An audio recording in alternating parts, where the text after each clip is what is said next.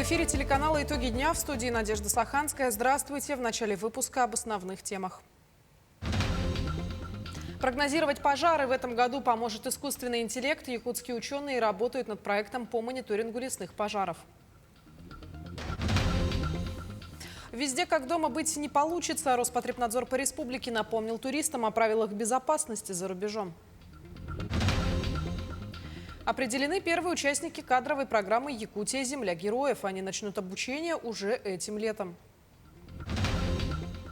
Увековечение памяти героев Великой Отечественной войны продолжается. Реализация нового историко-патриотического проекта «Бастионы памяти» вышла на новый этап.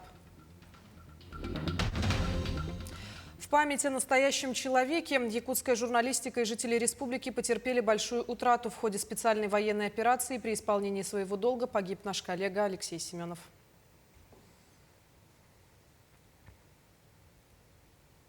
Ветераны и участники специальной военной операции в случае необходимости смогут пройти процедуру индивидуального банкротства во внесудебном порядке по аналогии с получателями пенсии и пособий в связи с рождением и воспитанием ребенка. Закон одобрил Совет Федерации. Для этого потребуется соответствие ряду критериев. В частности, размер задолженности должен составлять от 25 тысяч до 1 миллиона рублей, а у гражданина не должно быть имущества, на которое может быть обращено взыскание. Также сам исполнительный документ о взыскании должен быть выдан не позднее, чем за год до обращения с заявлением о банкротстве. Выявлены 25 финалистов кадровой программы «Якутия. Земля героев». В рамках этого прошло заседание Общественного совета программы, где обсудили детали дальнейшего обучения участников. Так, курс стартует 16 июня и продлится до 9 мая 2026 года. Обучение будет включать в себя не только подготовку по управленческим предметам, но и прохождение 3 стажировок на предприятиях республики. Кроме этого, были отобраны заявки 25 участников, которые на данный момент находятся в зоне проведения спецоперации. По окончанию службы они также пройдут обучение. Итогом программы станет формирование резерва управленческих кадров, лучшие из которых займут должности в системе государственного и муниципального управления республики. Участники смогут действительно попробовать, посмотреть, поработать, можно сказать, во всем госсекторе республики. И у них уже сложится не только такое теоретическое представление о том, как устроено госуправление, но и на практике они все это попробуют. И также будут доступны в течение всего периода обучения видеокурсы в дистанционном формате, онлайн, на портале системы дистанционного обучения ВШИМ. Поэтому программа очень насыщенная, где-то более 700 академических часов, это не считая стажировок. Искусственный интеллект на страже лесов. В новом пожароопасном сезоне борьба с природной стихией будет вестись в том числе и с использованием современных технологий. Ученые разрабатывают проект по мониторингу лесных пожаров. Подробнее о нем расскажет Вероника Таюрская. В борьбу с лесными пожарами вступил искусственный интеллект. Команда молодых ученых под руководством Сергея Степанова продолжает улучшать проект по мониторингу лесных пожаров. Особенность сайта не только в отображении термоточек, но и в архиве, который хранит материалы с 2021 года. Команда разработчиков ежедневно ведет работу по совершенствованию проекта. В настоящее время идет доработка функции прогнозирования, позволяющей предсказать, в какую сторону распространится огонь и его примерную площадь. В прошлом году мы начали работать с авиалесохраной напрямую, потому что это нужно им. Во-первых, мы с ними пытаемся апробировать наши модели, чтобы они посмотрели, дали свои оценки. Планов много. Это, во-первых, чтобы точность была выше, чем, можно даже сказать, 90%. Это очень хорошие точности будет, чтобы люди пользовались и развивалась эта наша система, и пожаров дальнейших таких больших не было в нашей республике. Не стоит списывать со счетов ставший уже традиционным метод мониторинга с помощью видеокамер. В этом году по Якутии установлено 33 камеры в 20 наиболее подверженных лесным пожарам районов. В планах увеличить их количество до 50 штук. Камеры, скажем так, высокого разрешения, то есть у них охват в пределах 20 километров, то есть у них могут смотреть дальность. То есть это порядка где-то, если он, скажем так, крутится на 360 градусов, то охватывает порядка 60 тысяч гектаров. Доступ к камерам есть у всех лесничеств, у всех лесопожарных формирований, то есть мониторинг ведется круглые сутки. Проект по мониторингу лесных пожаров от лаборатории СВФУ является общедоступным. То есть все желающие могут зайти на сайт и в режиме реального времени посмотреть, где горит лес. В планах у команды разработать фильтры, позволяющие отслеживать шлейф от лесных пожаров. Вероника Таюрская, Станислав Потапов, Якутск. В гостях хорошо, а дома лучше. По данным Министерства предпринимательства республики, в прошлом году туристические места Якутии посетили порядка 350 тысяч человек. В основном речь идет о деловом туризме и клиентах промотуров на Ленские столбы в Мирный, Нерингри и Аудан. Как отмечают в профильном ведомстве, в этом году туристический поток в регион ожидается на том же уровне или даже выше. Отмечу, в 2023 году республика приняла 235 тысяч путешественников, а это меньше прошлогодних результатов на 115 тысяч человек. Всего в Якутии работает 24 туроператора и реализуется свыше 170 туристических продуктов. Разумеется, сотрудничают местные предприниматели и с другими регионами страны. У нас есть туроператоры, которые работают совместно с Хабаровским краем и вывозят людей, это из Усьмаи, вывозят их к Охотскому морю, на Шантарские острова. Также есть туроператоры, которые вывозят в Иркутск, в Китай. Вы можете обращаться к туроператорам, смотреть в реестре на Минэкономразвития, как раз-таки входит ли туроператор в этот реестр. Если да, то ему можно доверять, и он вам действительно окажет хорошие продукты, хорошее качество услуг. Туроператоры республики назвали самые популярные направления отдыха у якутян. Топ возглавил Китай с его чартерными рейсами и прямым сообщением. Востребованными остаются курорты Египта, Вьетнама, Таиланда и Турции. Об особенностях и опасностях отдыха за границей расскажет наш корреспондент. За последнее десятилетие облик якутского туриста изменился, уверены специалисты местного турагентства. Мы стали более притязательными, нас стало сложнее удивить, и все чаще якутяне выбирают неизведанные ранее маршруты. Якутский турист тоже избалован разными направлениями. Если они были в Турции раньше в Анталии, то сейчас уже стараются открывать побережье Эгейского моря. Им важен комфорт, поэтому очень радуются прямым рейсам. Ждем, когда этих прямых рейсов из Якутии будет больше. Здесь, конечно, все зависит от того, насколько сильным оказывается российский паспорт. Пока жители республики заново открывают для себя Вьетнам, куда в прошлом году начали курсировать прямые рейсы из России. То же самое и с Китаем. Ну и по традиции многие выбирают Таиланд. Все зависит от вида отдыха. Если летят с детьми на отдых и хотят все включено, конечно, Турция всегда будет на первом месте. Если это молодая пара, которая хочет интересно и весело провести время, то для них идеален Таиланд. А для тех, кто много раз бывал в Таиланде, то могут открыть для себя Вьетнам. И это как раз те страны, откуда якутяне регулярно привозят различные заболевания. Например, лихорадку денге. Реже бывает и малярия. Специалисты Роспотребнадзора напоминают о соблюдении элементарных правил личной гигиены. Именно они считаются основным видом профилактики инфекций. Это мытье рук, употребление чистой воды и исключение из рациона еды сомнительного качества. Очень многие инфекции, вот эти лихорадки, передаются через комаров, клещей, блох, поэтому использовать репелленты, одевать белую, практически светлую одежду, желательно, чтобы рубашка была с длинными рукавами, брюки, чтобы видно было, вот сидит клещ или комар, чтобы... А еще желательно ознакомиться с эпидемиологической ситуацией в стране, которую вы хотите посетить. Затем, по необходимости, привиться от кори или брюшного тифа. И тогда отдых на сказочном побережье навсегда останется в вашей памяти, как самое приятное время жизни. Саргалана Неустроева, Виктор Дичковский, Джилустан Иннокентьев, Якутск.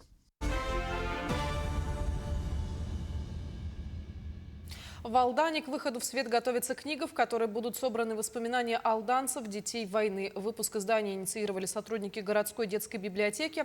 Они же записывали рассказы земляков и подбирали фотографии. Проект по сохранению памяти библиотекари планируют продолжить. А недавно в библиотеке состоялась встреча героев будущей книги. С ними познакомились и наши коллеги. Гостями Алданской городской детской библиотеки майским вечером стали не юные читатели, а люди, чье детство выпало на трагические военные и тяжелые послевоенные годы. Встреча открылась творческим концертом, который подготовили воспитанники детской школы искусств. Мы очень благодарны вот этой организации, что все-таки не забыли нас, помнят о нас, где приглашают. Встретили нас здесь очень хорошо. Сразу раздели, показали, где раздеться. Встреча проходила в непринужденной дружеской обстановке. Гости делились воспоминаниями о детстве и юности, о родителях и друзьях. Сегодня, оглядываясь в прошлое, мужчины и женщины порой не могут понять, откуда тогда брались силы. Я была 5-м ребенком в семье. Мои родители работали в сельском хозяйстве. Мама дояркой простой, а папа, как сказать, конюхом, на конюшне он работал. Я родилась в 1944 году. Очень был тяжелый год, голодный год. Гости признавались, что, будучи детьми, многого просто не осознавали. Лишение и постоянная работа воспринимались как некая данность, а вот редкие радости запоминались особенно ярко. Раиса Кузнецова родилась на Алтае. Ей было всего 4 годика, когда папа уходил на фронт. Приехали военные на лошадях. Вот забрать на войну, увезти 4 мужчин, в том числе моего папу. Вдруг папа берет ведро с ограды, а тут недалеко магазин. Он пришел в магазин, купил ведро печенья и принес сюда. И вот подходит к нам вот, если девочка, он говорит, поднимай подол. Если мальчик, поднимай рубаху. И прямо горстями ложил всем. Валентина Власова выросла в Северобайкальске. Отец ушел на войну, по ранению был комиссован. Вернувшись домой, стал участником Трудового фронта. Родители, вспоминает Валентина Ивановна, были постоянно заняты.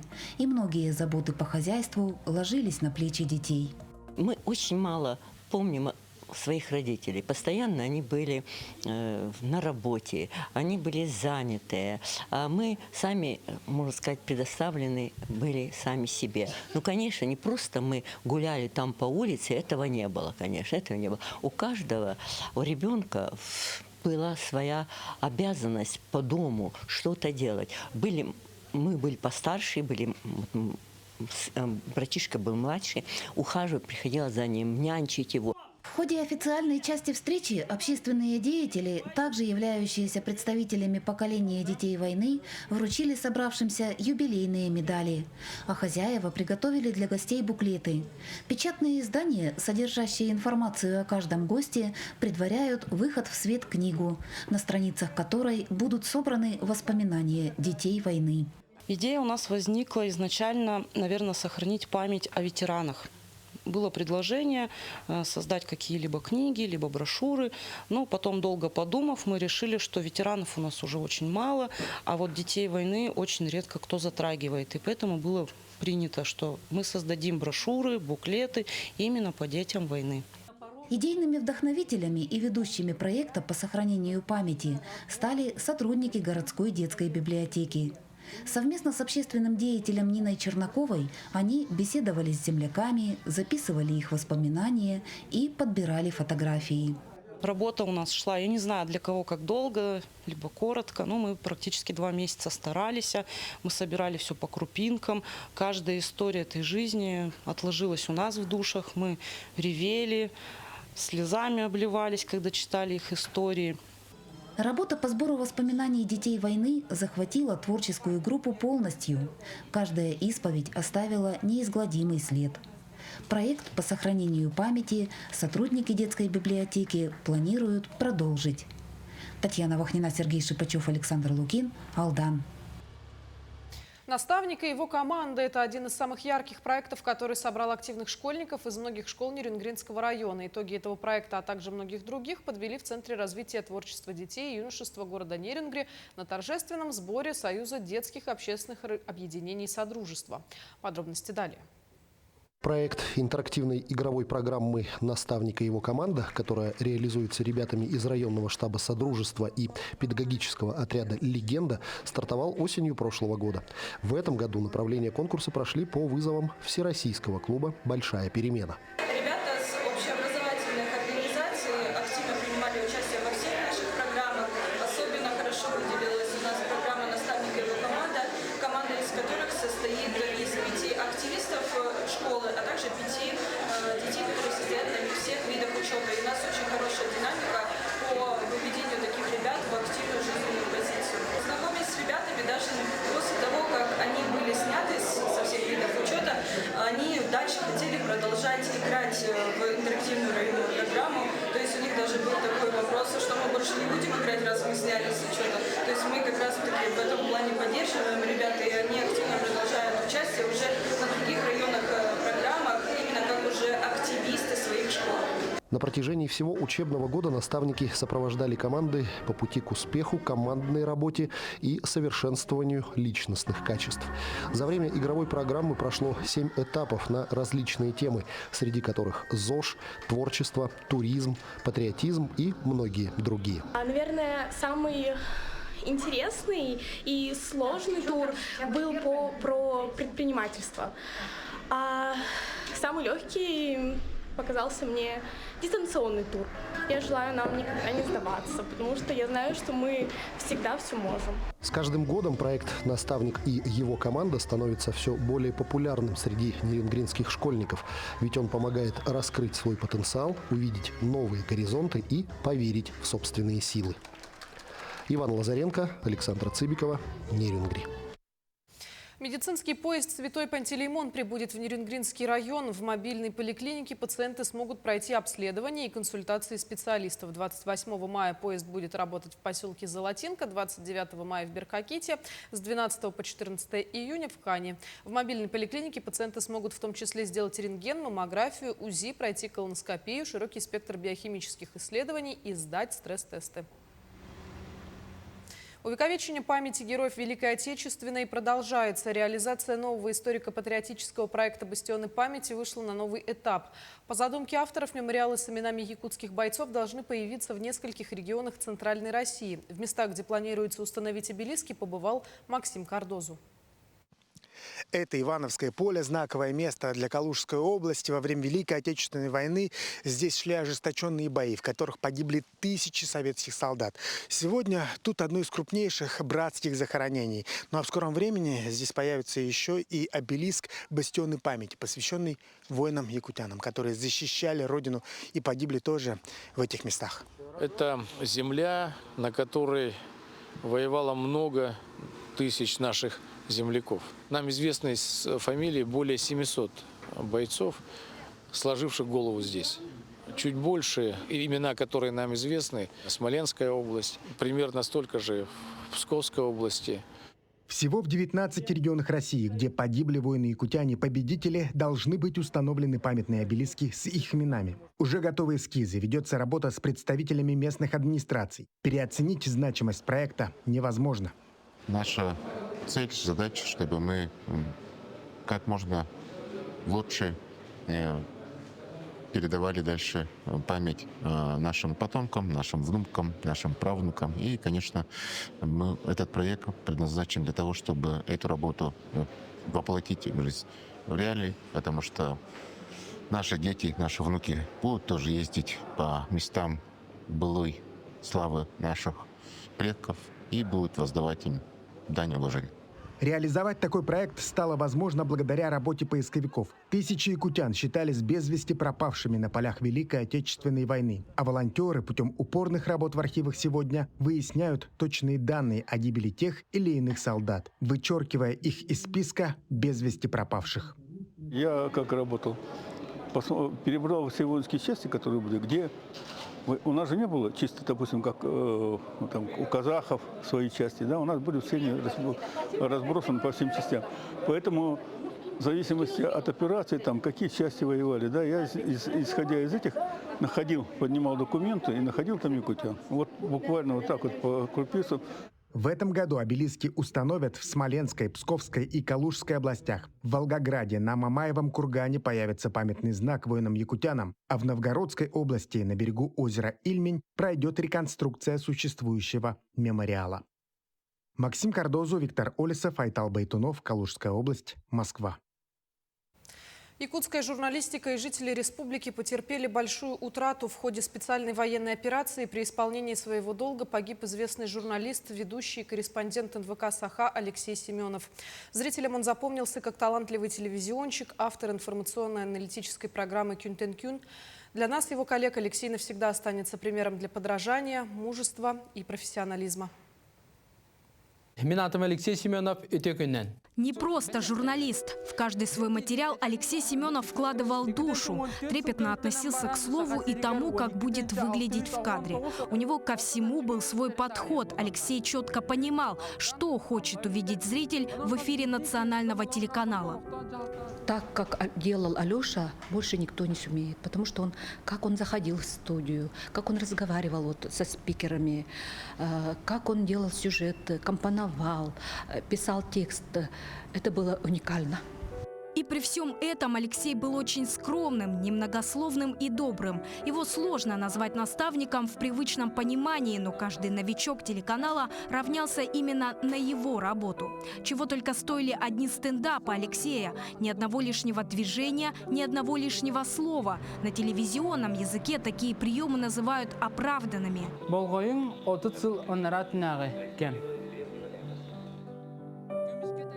Вот я хочу вспомнить один материал, когда он делал про архив материал. И вместо того, чтобы словами передать о том, что вот значимость архива через несколько лет только будет проявляться, он загримировался и эти же кадры рассказывал словами уже в будущем времени, сидя уже в роли старика. Талантливый человек, талантлив во всем. Алексей родился в 1986 году в селе Далыр Верхневилюйского района. И именно здесь он и начал свою карьеру в телевидении. Но перед этим отучился на культуролога и чуть было не заключил контракт с театром эстрады. Мы могли бы знать его как артиста и певца, но он предпочел журналистику. При этом долгое время Алексей работал в улусном филиале телеканала.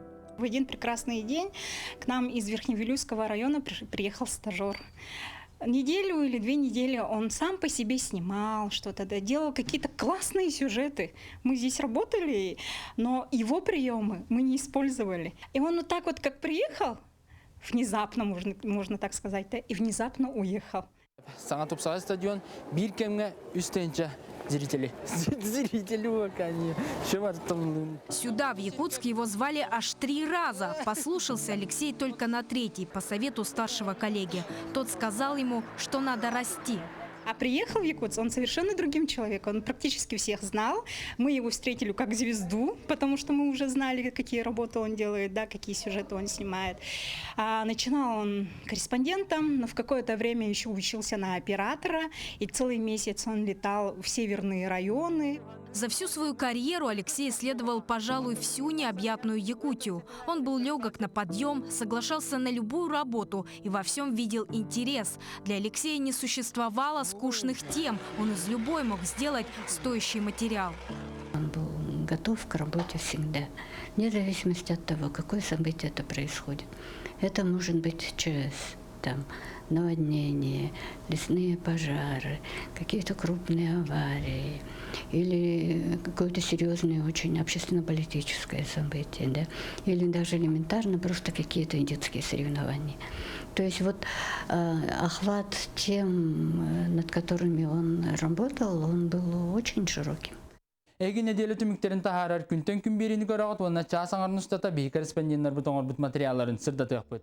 В 2014 году Алексей Семенов впервые вошел в студию в качестве ведущего передачи «Күнтен күн». Именно с его подачи ее выпуски приобрели культовый статус.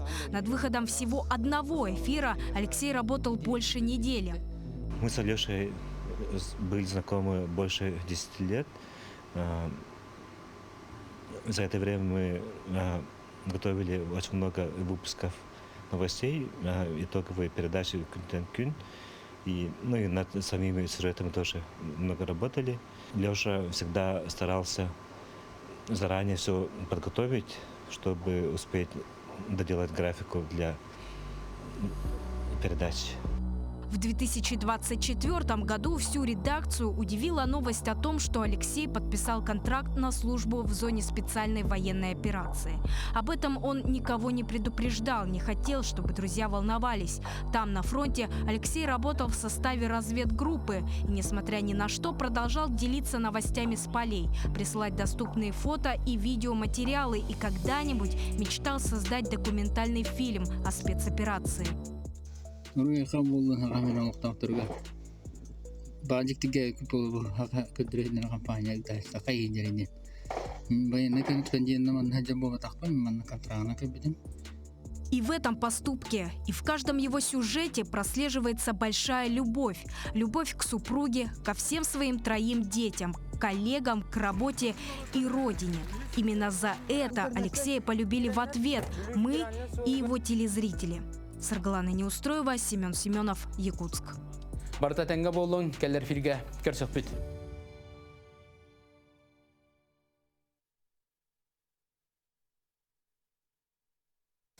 К этому часу это все новости. Таким увидели этот день наши корреспонденты. Мы продолжаем следить за развитием событий. Ну а я на этом с вами прощаюсь. До встречи в эфире.